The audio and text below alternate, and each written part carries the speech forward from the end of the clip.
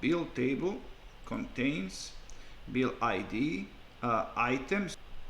So this item is going to reference one of the items from our item table, then amount and transaction ID. You see these small icons, these gray keys. That means that these fields are foreign keys. So now item, amount and transaction, and of course use quotation marks in here, and values item 1,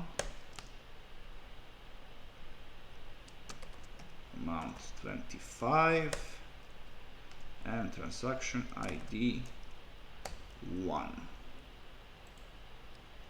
Okay, 2, 2.5, transaction ID.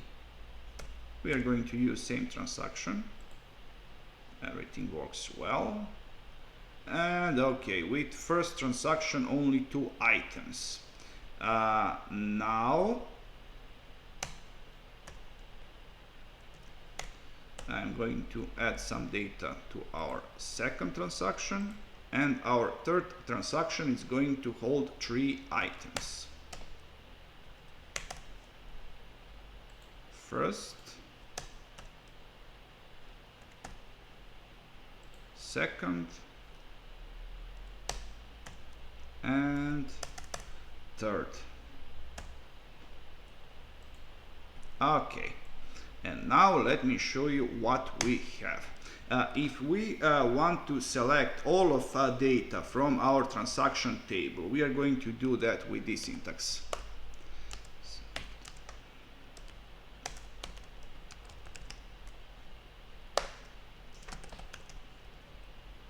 And I'm going to execute this. And you see, this is what we have in our transaction table. And now I'm going to make this much more interesting by providing data from our cashier table.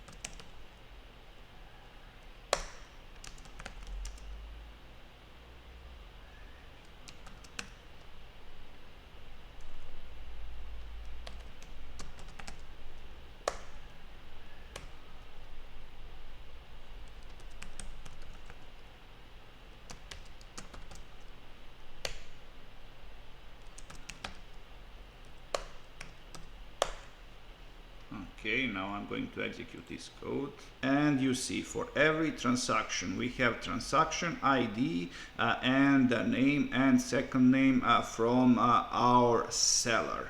So for every particular transaction, we could have every piece of data connected to it. And now I'm going to make things even more interesting by providing all of data from our bill table. So you could see what is sold with this particular transaction, in what amount, and actual data about every item.